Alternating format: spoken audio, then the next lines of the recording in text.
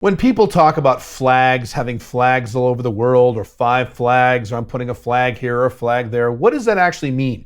What does that actually look like in terms of your entire life and how you would design a international or location independent lifestyle for yourself? Well, in this video, I'm going to show you exactly, or more or less exactly, I'll cover that in a minute, what I am doing and what I am working on in terms of flags all over the world.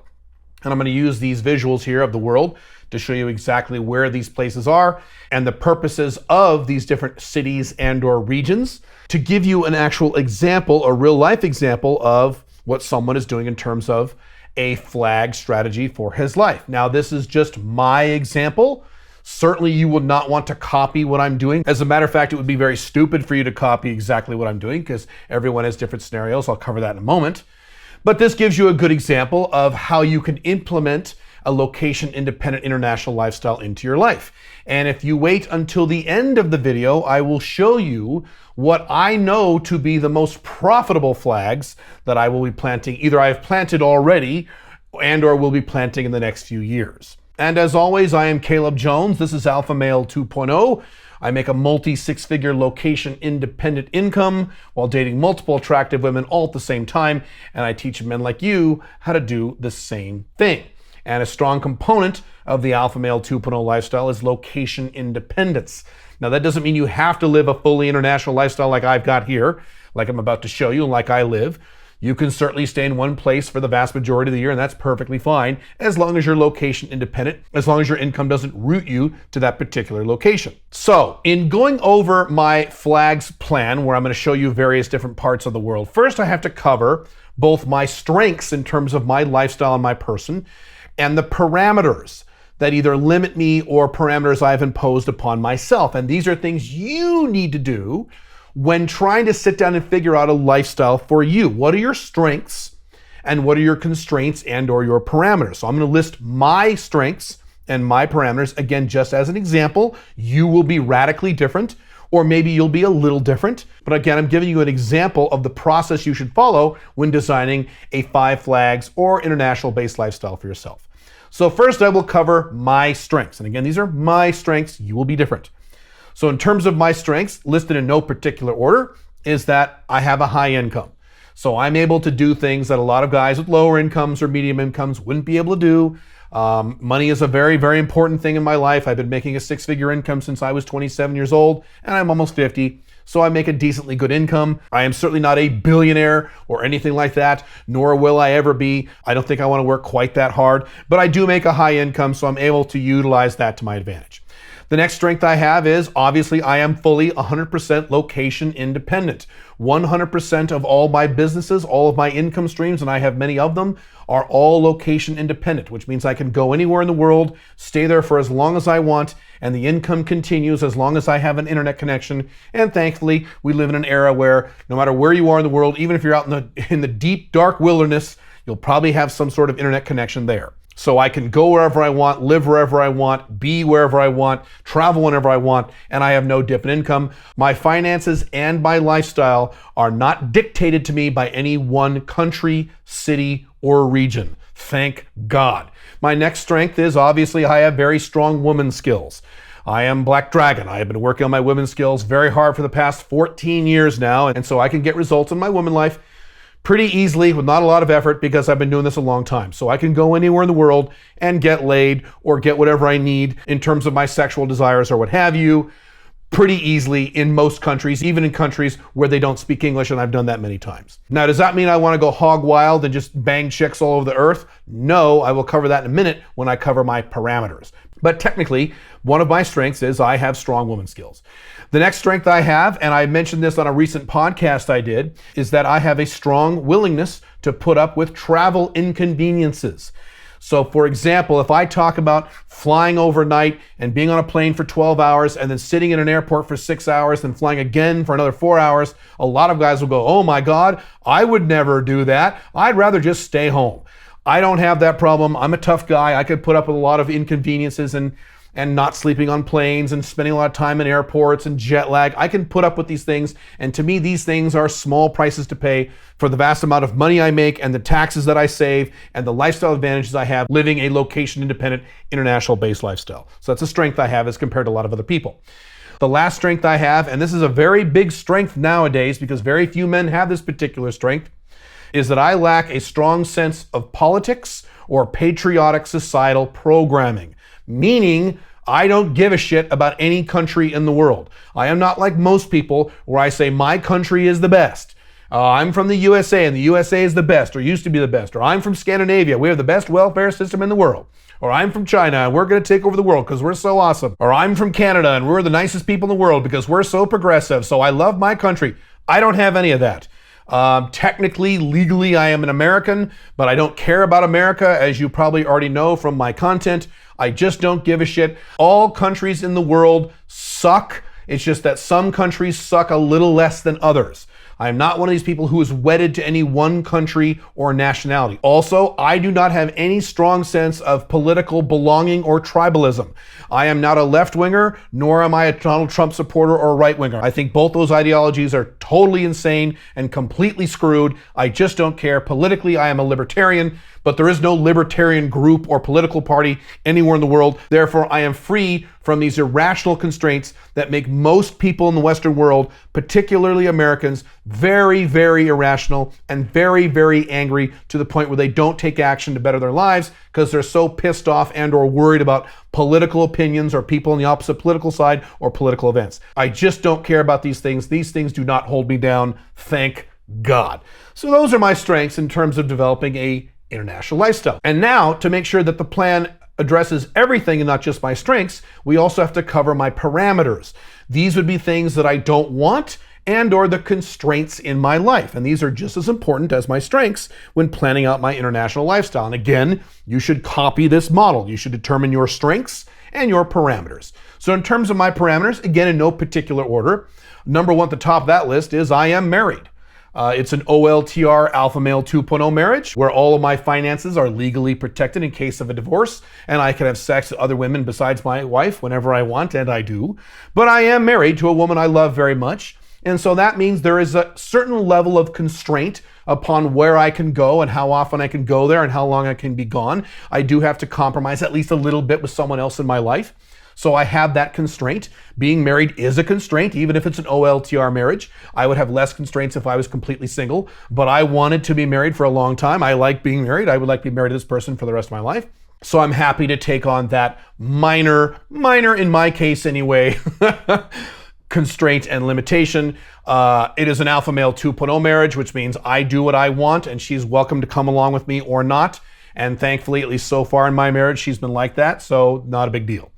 The next parameter I have is that I'm an introvert, which is both a parameter and a strength, meaning I don't need to have a lot of time in my social life hanging out with buddies and hanging out with friends. And with some guys, that's a big need they have. When they travel, they don't want to feel alone in a country. They want to have friends and people around them all the time. And I don't have that need. I don't have that desire. It's hard to tell that I'm an introvert when you meet me, but I am technically an introvert, so I don't need this. So that means that, for example, I can spend a month in Asuncion, Paraguay, where it's a very sleepy town. There's not a lot of dance clubs or cool bars to go to and dance the night away and pick up chicks at bars. I just don't have that desire. If I had that desire, I would go to places like Brazil or Mexico or places like that. So the fact that I'm an introvert does indeed factor into my international lifestyle. My next parameter is I'm a reasonably old man. I'm 49 years old. I'm just about to turn 50 next April.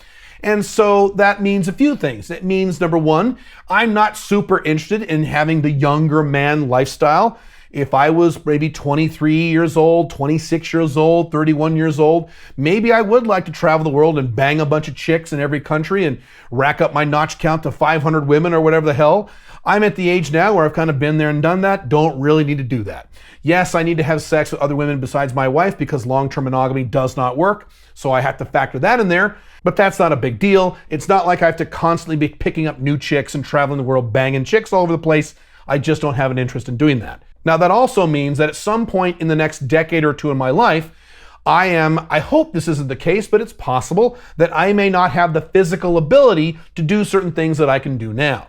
For example, right now, sure, I can fly jet lagged on a 14-hour flight, sit at an airport for 8 hours, then fly again for 4 or 5 hours, and I can handle that. My body can handle that at age 49. Very healthy guy. I'm on TRT. My testosterone is the level of an 18-year-old man. My lipid panels are optimized. Very, very healthy guy. I track all my numbers and all my hormones and all that good stuff. So I'm a healthy guy, but will I be like that forever? Probably not. I'm sure that by the time, at least probably when I hit my 60s, my body is going to probably start saying no to certain things, which means in terms of my international plan, I've got to make sure that I set down some infrastructure so that I don't have to worry about certain things many, many years from now. For example, some guys will say, hey, Caleb, why are you bothering getting residency in this particular country when you can just get a 3-month visa or a 6-month visa? Because when I'm 65 years old, I don't want to have to worry about visa hopping all over the planet. Thank you very much. And you may be much younger than me and you may not care, but I'm almost 50. I have to factor these things in. The next parameter I have is that in order to maintain my very low tax status, which is why I moved out of the United States, I have to limit the amount of time I stay in the United States now and for the rest of my life. And so as of now, I can only spend a maximum of approximately 100 to 110 days per year in the USA. That means I have to be careful in any given calendar year or 12-month period not to spend too much time in the United States. Now, to me, that's fine. I can't stand being in the United States, so that is not a big deal to me. However, if you mix that with my first parameter, being married to an American woman who still wants to spend some time in the United States, I have to kind of manage this at least for a little bit. And as I go on with this video, I'll give you more details on how I plan to do that. The last parameter is a personal rule I have for myself. I call this the 60% rule. This is not something I recommend to you. This is just something personal to me. I've mentioned this several times before. One of my primary business goals that overarches everything I do in my business life is that because the Western world is in a state of collapse, it is collapsing right before our very eyes. The collapsing trifecta is the United States, Canada, and Europe. All three of those countries/regions will collapse in our lifetime. Because of this, I want to make sure that 60% of my income, my total income from all income sources, does not come from those three regions, the United States, Canada, and Europe. I want the United States, Canada, and Europe to only represent a maximum of 40% of my total income. That way, when, not if, but when the collapse occurs in my lifetime, I won't be freaking the fuck out and having a panic attack and jumping off a bridge because suddenly I can't pay my bills. I will be inconvenienced, but I'll be okay. At worst, I will lose a percentage of 40% of my income. I won't lose all 40% of it. I'll lose a percentage of it, which means I'll be fine and decent enough to carry on business as usual. So that is a factor in my international life and in terms of my business plans and all those other things. So those are the strengths and those are the parameters. So using these, I had to then build a 5 flags plan for my life. And this is what I have decided to do. And I've decided to do this many, many years ago. And what I'm about to describe to you is the result of many, many years of research and many, many years of traveling the world. And again, I'm going to repeat yet again, this is only my example of where I'm going to live and where I'm going to do business in the world. Please do not copy this because what I like and what I want and who I am is probably either radically or at least somewhat different than who you are or what you want for your life. I'm just giving you an example for you to follow as a template. So first are my living flags. And this would be 3 dream homes plus 1 backup. So this is a goal I have. I want to have 1 home in each of the 3 corners of the world. I want that home to be what I consider to be a dream home, a very nice, very fancy apartment or very nice, very fancy house. Plus I want 1 backup home in case I have trouble with any of the main homes. So a grand total of 4 homes, call it 3 dream homes plus 1 backup. Now in terms of this, I have a midterm plan for now and the next few years and a long-term plan for the rest of my life once I enter into phase 2 of my mission when I hit around age 53 or so. And I'll describe that as I go along. So in terms of living flags, let's go to flag number 1, my primary flag. And this is my primary living home. And this is Dubai in the United Arab Emirates. If you know my content, you are already not surprised. I live in Dubai. This is my headquarters and my primary residence and will be for the foreseeable future, at least 10 plus years, if not longer. So Dubai is where I have my primary home. I am currently living in a temporary apartment until Pink Firefly gets her paperwork done with her dumb dog. And at that point, she will move out with me and we will get a much nicer, much more permanent apartment in Dubai. If you would like to see a video walkthrough of the current apartment I am living in Dubai, you can click this video right here and you can see where I'm living right now in terms of Dubai.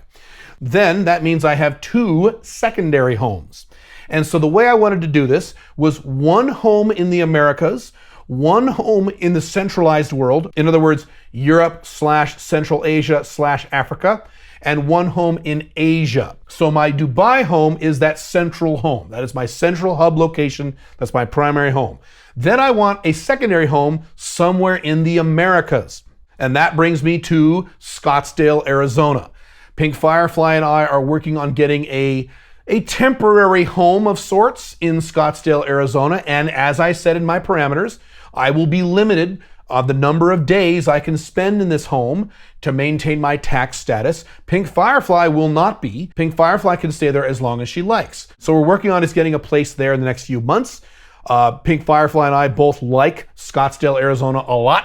It's not perfect. I am not happy that it's in the United States. And you may be asking, well, Caleb, you took all this time and effort to move out of the United States. Why are you getting another home in the United States? That makes no sense. That is because I am married. This goes back to our parameters. So I have to make sure that my marriage is happy. And because, unfortunately, I am married to an American who is a typical traditional American, Pink Firefly is not an alpha male 2.0 or even an alpha female 2.0. She's a normal person. And so I'm going to have to slowly wean her carefully off the United States.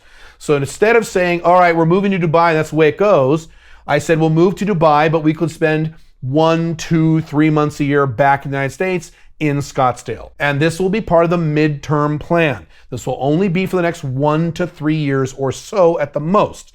And Pink Firefly is aware of this. I share everything with her, so she's aware this is my plan. This is just to get her acclimated to our more international lifestyle, and when she becomes more comfortable with these things, we will replace this home with a different home in the Americas, but outside of the United States. I do not want to live in the United States. I also do not want to live in Canada. These are collapsing countries. I would like to visit these countries and milk these countries for cash as long as they still have cash, and those days are numbered, but I don't want to live in these countries. So that means in terms of my long-term plan, my Americas-based home will be in one of 2 cities. The first city I'm looking at is Guadalajara, Mexico, which is actually where I am right now recording this video. Guadalajara, Mexico is my favorite city in Mexico. That's not a tourist city. Really enjoy Guadalajara a lot. There are lots of benefits here. It's a decently nice city for Westerners to live. It is very inexpensive for Westerners, not quite as inexpensive as Paraguay, but there are a lot more amenities here, first world amenities in Guadalajara than there are in places like Paraguay. Plus, Pink Firefly, my wife, also really likes Guadalajara. So this will be a very likely place we will get our Americas home, our secondary home. And as a matter of fact, I will be doing a video very shortly on Guadalajara, a very long, detailed video on the pluses and minuses, a big report on Guadalajara as a city. So stay tuned for that. The other possible location in the Americas that I may have my Americas home, my secondary home, is Panama City, Panama. Panama is one of my favorite countries in the world. I really love Panama City. Panama City is basically the Latino version of Hong Kong. It is a beautiful, high-tech city, wonderful place to live, very happy people, very attractive women, very strong economy, lots of pluses for Panama City. So it is entirely likely that I may get my America's dream home in Panama City rather than Guadalajara, Mexico. Advantages for Panama would be a more centralized travel hub to hit South America, plus a more high-tech, cool city, although Guadalajara is pretty cool. The downside of Panama is I think I like the weather I know. I like the weather in Guadalajara much more than Panama City. Panama City can get a little hot, it can get a little humid, not too bad, but it can get like that. Whereas Guadalajara is pretty awesome, pretty much year-round, minus May and June or so. But that's one of the possible living flags I will have in the Americas. So it's either Scottsdale, Guadalajara, or Panama City. It will start with Scottsdale and later move to Guadalajara and or Panama City. So that means I need a third dream home eventually in the third location in the world, which would be Asia. Now, technically, I already live in Asia. Dubai is in Asia. Technically, it's part of Asia. But when I say Asia, I mean, quote unquote, real Asia, East Asia, Asian cultures. And so going all the way over to Asia My first possible location for my Asian home will be Hong Kong. Hong Kong historically has been my favorite country in the world. It has been my second favorite city in the world. I have a very deep emotional connection to Hong Kong, and I miss Hong Kong when I can't go. Love it, love it, love it to death. Now, as many of you already know, Hong Kong has finally crested in terms of its rise. And as China continues to rise, Hong Kong will no longer rise. Hong Kong, as of 2019 or so, with the protests and China stepping more and more on Hong Kong's neck, Hong Kong, I think, has crested, and I think slowly over time, Hong Kong will begin a very slow descent. Now, the good news is that descent is very slow. So Hong Kong likely has many, many, many more good decades before it starts having real problems that a foreigner expat like me would actually notice and or be affected by. Now, that being said, there might be a better location for my Asia home in terms of being in a rising economy, and that would be in Hanoi, Vietnam. Hanoi, Vietnam is located in Vietnam, and Vietnam is one of the fastest growing countries in the world. And as I've talked about many times before in my other content, Southeast Asia is the fastest growing region in the entire planet and will be so for 25 years. So I am strongly considering getting a place in Hanoi. The advantages of that are many because I will be in striking distance of many other economic flags that I'm going to cover a little bit in this video, and I will be ground zero for the massive amount of growth that Southeast Asia will experience. So it's really a toss-up between Hong Kong and Hanoi. My wild guess is that once I get my America's house secured, I will probably do Hong Kong as my midterm plan and my long-term plan move to Hanoi. That's a guess at this point. This could change in a few years. If you ask me later, maybe I've changed around, but as of now, that is my current plan. Now, I said 3 dream homes plus 1 backup. So in terms of dream homes, what I would like to have is an amazing kick-ass apartment in Dubai, an amazing home in the Americas, a house, and an amazing house in Asia. That also means I need 1 backup. I need a backup home in case there are problems with any of these more first world homes. If there's a problem with Dubai down the road, if there's a problem with Panama City down the road, if there's some kind of problem with the world, if there's some kind of world war or nuclear war or some crazy pandemic or who knows, I need to have a backup location, kind of a backup retreat to make sure that I'll be okay and that my wife will be okay. And as many of you already know, that location is Asuncion, Paraguay. I've done several videos on Paraguay. I've got 2 or 3 more videos coming on Paraguay. Paraguay is one of my favorite countries in the world. I absolutely love the people of Paraguay. It is a very calm, sleepy, happy little landlocked country in the middle of South America. And Paraguay will be one of the safest countries in the world if there is ever a worldwide problem. A worldwide war, a nuclear war, what have you, major economic problems in the first world, whatever happens, I have the ability now as a full-time legal resident of Paraguay. I can go to Paraguay whenever I want, stay there for as long as I like, and I'm covered. And so I will probably have some kind of residence there. Matter of fact, sooner rather than later, I may end up with a full-time apartment there starting in about October or November of this year. We'll see. But Paraguay is my backup home in case anything happens to my primary homes. As always, Alpha Male 2.0 is about redundancy. You don't want 1 business, you want 2 to 4 small companies. You don't want 1 income stream, you want several. You don't want to rely on 1 woman for your sexual needs, you want several. And in terms of 5 flags, you don't want to rely on 1 country or 1 city for your entire financial life and your entire future. You should have several. So as always, I walk my talk, I model the lifestyle that I teach. Alpha Male 2.0. Multiple flags in multiple locations. And again, I will repeat, if you don't want to live in 4 different places, please don't. You can live in 1 place and just have flags that you travel to and visit often. That is perfectly fine. Or maybe have 2 places, a winter home and a summer home or something. As you get older, that's fine too. As always, to repeat yet again, don't copy me, just use this as an example for you. And by the way, if you want more information on how to move to another country, you need to go to escapeplancourse.com. That is my comprehensive video course on how you can move out of your collapsing Western country to a much better country where you'll be much happier and pay less taxes. Now, speaking of taxes, I'm going to cover the next set of flags I have, which are business, banking, and investing flags.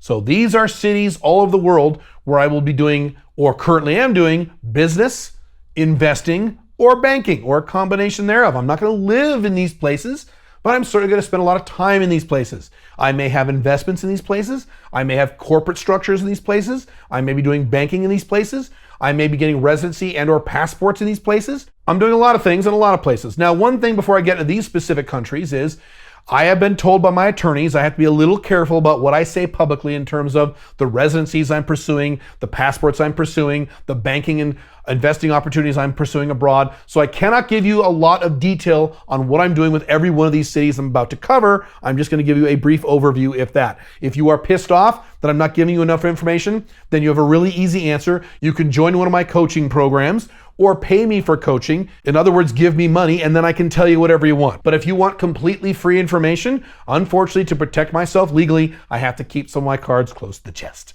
So let's get into the flags. The first flag I will cover, one I'm very excited about, is Bogota, Colombia.